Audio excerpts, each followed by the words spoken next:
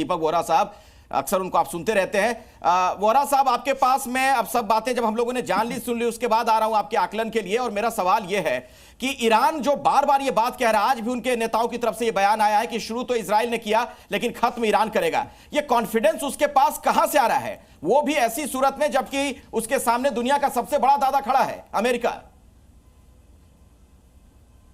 बहुत बहुत धन्यवाद सर, जब भी आपके चैनल पर होता हूँ बहुत कुछ सीखता हूँ। Thank you very much. आपका शो तो बेमिसाल है, पर एक शिकायत यह है कि आप इतने सारे जनरल साहिबान को ले आते हैं, मैं अकेला डिप्लोमेट रह जाता हूँ। और अभी मैं बात सुन रहा था जनरल सेना की, कर्नल शैलेंद्र सिंह की। स्पॉट ऑन कर्नल साहब, स्पॉट ऑन जनरल साहब। ये कहना कि मैंने 10 साल पहले ये कहा था, 3 करोड़ साल पहले ये कहा था, I don't by that argument sir. Basically जो मेरा इन्फॉर्मेशन है, मैं इस समय अपने आप को कैसा महसूस कर रहा हूँ, एक अंधा व्यक्ति जो रात के अंधेरे में काले कमरे में है और ढूंढ रहा है चिराग कहाँ पर है। सो द रियलिटी इज़ कि अमेरिका ने ठोका है, अमेरिका ने जो बॉम्ब्स यूज़ किए हैं वो अंदर गए हैं। फुकुशिमा में तो मैं गया हूँ, देखा है, चेरनोबिल यूक्रेन में हुआ वो भी देखा है। वहाँ पे न्यूक्लियर रिएक्टर का मेल्टडाउन हुआ था, कोर उसका पिघल जाता है तो रेडिएशन लीक करती है वहाँ से, फिर ये बोरॉन कार्बाइड का इस्तेमाल करते हैं उसको डैम्पन करने के लिए। ये आप जानते हैं कि जब पाकिस्तान पे भी हमने हमला किया था आतंकिस्तान पे, वहाँ पर भी उन्होंने बोरॉन कार्बाइड इजिप्ट से मंगवाया, चाइना से मंगवाया, उसको हम भूल गए हैं। तो अभी देखना है सर कि अगर वहाँ पे जाता है 100% there is leakage of radiation. कितना है ये कहना मुश्किल है, अगर आप 3 मंजिल ज़मीन के अंदर हैं इतना आसान नहीं है। रेडिएशन लीक होती है फ्रॉम द न्यूक्लियर रिएक्टर। ये एटम बॉम्ब जो अगर बना के रखा है एनरिच यूरेनियम से नहीं आएगा सर, वो रिएक्टर से आता है। वो आपका सेंट्रीफ्यूज अगर भंग हो जाए उससे आता है, जो मेरी जान, मैं तो काम कर चुका हूँ इस एरिया में। तो मेरा मानना है कि जो अभी कर्नल के जनरल साहब ने कहा है, और कर्नल साहब ने एब्सोल्युटली राइट, उनको मालूम है, नहीं तो वो नहीं चाहते बॉम्ब करने के लिए। क्या उनको पता नहीं एक दिन पहले कि उनके सारे ट्रक ले जा रहे हैं पूरी दुनिया में? सर सुन लीजिए आंकड़ा, which is confirmed by International Atomic Energy Agency, 2000 ton enriched uranium पूरी दुनिया में, 408 टन। ये अभी जून की रिपोर्ट है, ईरान के पास है। वो मेरा नहीं मानना, उन्होंने इतना नीचे रखा हुआ था, सोचा ये सुरक्षित है। ट्रंप साहब ने कह दिया कि मैं तो 2 हफ्ते की मोहलत दे रहा हूँ, उसके बाद सोचूंगा, 2 दिन में कर दिया। स्ट्रेटेजिक डिसेप्शन, और इसके साथ डिनाइल भी होता है, और उसके बाद डिस्ट्रक्शन। और जो अब कह रहे हैं कि जंग उन्होंने शुरू की और ख़त्म हम करेंगे, सर वो बॉलीवुड की फिल्म नहीं थी कि जंग इसने शुरू की, ख़त्म हम करेंगे। अगर खीर क्या मीठा मांगोगे खीर देंगे, कश्मीर मांगोगे चीर देंगे। ये सब बॉलीवुड की फिल्मों में बड़ा अच्छा लगता है। अच्छा, ये पॉस्चरिंग है सिर्फ, ये मतलब आप ये कह रहे हैं, भी फिल्में, ये डायलॉग डिलीवरी है सिर्फ सर, बस ये डायलॉग अदायगी है, डायलॉग है। नहीं तो भागेंगे क्यों, भागेंगे क्यों सबके पास कि रुकवाओ। अगर इतनी ताकत है तो आप चले जाओ जाके न्यूक्लियर एक आधा बॉम्ब अपना वॉशिंगटन पे फेंकाओ। ठीक है।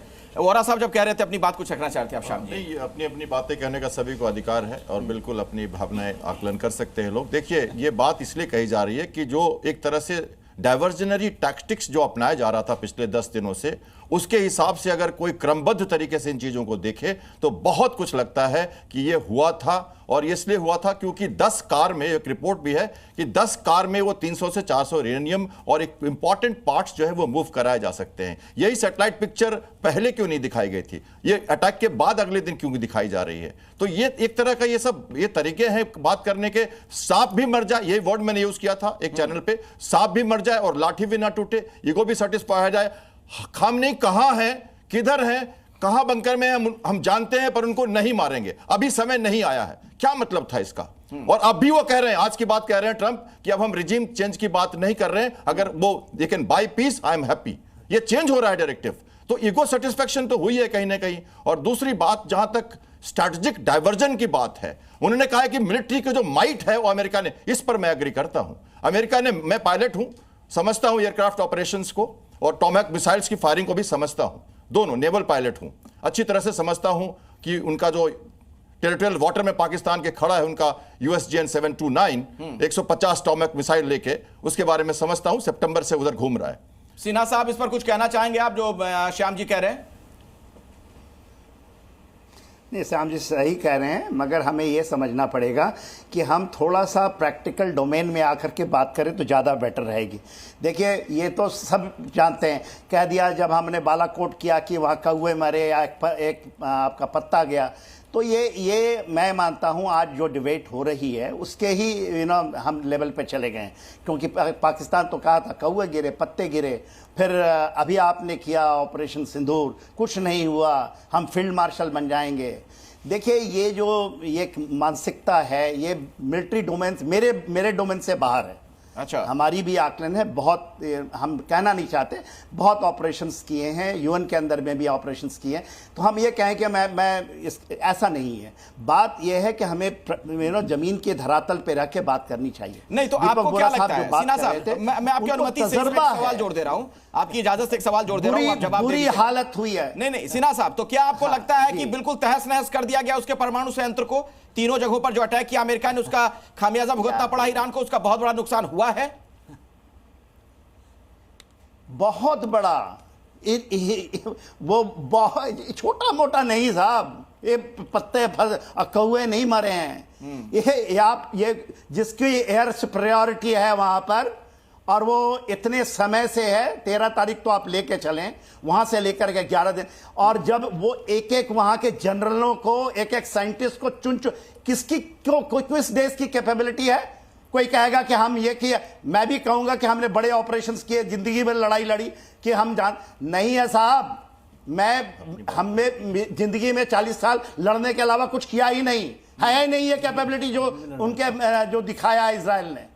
आप मार सकते हैं इतने IRGC कमांडर को, एक को हम हाथ नहीं, और मिनट टू मिनट। तो कहने का मतलब ये इतना बड़ा इशू नहीं है खेल कर रहे हैं साहब। हाँ, ये रेडिएशन हुआ कि नहीं? एब्सोल्युटली नहीं है, they have gone. Sanjay Khanna ये साहब, ये बकवास हमें ना करें, हम लोग ऐसे डिबेट में ना पड़े। ठीक है सिन्हा साहब, आपकी बात हो गई सर, मैं समझ गया आपका पॉइंट। संजय खन्ना, देखिए मुद्दा जब इजराइल ने ईरान के ऊपर अटैक किया था, बेसिकली 3 मुद्दे थे। एक था कि इनका जो न्यूक्लियर साइट्स के जो भी प्लांट्स हैं, चाहे वो फोर्दो, चाहे इस्तान हो, चाहे नतांज हो, या और भी जो उनके वहाँ पे हैं, जैसे अरक, जहाँ पे हार्ड वाटर, हैवी वाटर जो है उसकी वो पूरा है। तो पहला मुद्दा ये था। दूसरा मुद्दा ये था कि हम जो है ईरान की पूरी मिसाइल्स जो हैं वो तबाह करेंगे, क्योंकि उनको पता था कि जो ईरानियंस हैं उनकी जो स्ट्रॉन्ग पॉइंट है वो उनका मिसाइल्स है, क्योंकि इजराइल के पास इतनी मिसाइल नहीं है पर ईरान के पास है। दूसरा, इजराइल को ये भी पता था कि जो ईरान की एयरफोर्स है वो बिल्कुल ही ओल्ड विंटेज है, और इनके पास जो मॉडर्न एयरक्राफ्ट्स हैं अमेरिका से लिए हुए हैं, वो जो है ईरानियन एयरफोर्स को बिल्कुल भी हिलने नहीं देगी। और जो एक्चुअली हुआ है, आज तक कहीं मैंने ये नहीं देखा कि कहीं पे भी किसी भी चैनल पे ये न्यूज़ चली हो कि ईरान ने जो है अपने हवाई जहाज के द्वारा जो है इजराइल में कोई क्षति पहुंचाई। तीसरा था रजीम चेंज का। तो ये 3 मुद्दों के साथ जो है ये तो रजीम चेंज को लेकर ट्रंप ने बयान तो दिया कि अभी वो जल्दबाजी में नहीं है, इंतजार कर रहे हैं। देखिए, ट्रंप के ऊपर कौन, मेरे को आप बताइए कि कौन इस दुनिया में ट्रंप की बातों पे विश्वास करता है? वो हर दूसरे दिन तो उसकी ट्रंप साहब की स्टेटमेंट चेंज होती रहती हैं, अपने को ही जो बोलते हैं उसी को झुठला देते हैं। तो ये ट्रंप साहब जो है इनके जो भी कहते रहे, इनके ऊपर विश्वास नहीं किया जा सकता। जी हाँ, मैं आऊंगा सर आपके पास, लेकिन अब मैं एम्बेसडर बोहरा के पास जाना चाहूंगा इस सवाल के साथ। अब बहस को आगे बढ़ाते हैं। आपको यह युद्ध कहां जाता हुआ सर नजर आ रहा है? कि चूंकि ईरान, चीन और रूस की एक तिकड़ी बनती हुई दिख रही है, आपको लग रहा है कि इस युद्ध में इस तरीके का दृश्य बन रहा है आने वाले दिनों में? सवाल नहीं पैदा होता। रूस बहुत सारे बयान देगा, ये भी कहेगा कि ईरान अपने ऑयल वेल्स को कैप कर देगा, तेल नहीं आएगा, दुनिया में $2000 बैरल चला जाएगा। लेकिन रूस का इंटेंशन ये है कि भाई टाइगर तू बंद कर दे अपने ऑयल वेल, फिर अमेरिका मुझसे प्रतिबंध हटा देगा, सैंक्शन, मैं अपना तेल बेचूंगा, मुझे बहुत फायदा होगा, तू कर जो करना है, नो क्वेश्चन। और जो चीन है सर, वो तो आपको मालूम है उसका इंटेंशन है ताइवान, रूस का जैसे इंटेंशन है यूक्रेन। अब स्ट्रेट्स ऑफ हॉर्मुज को बंद करने की बात की जा रही है, अभी तक तो किसी ने किया नहीं।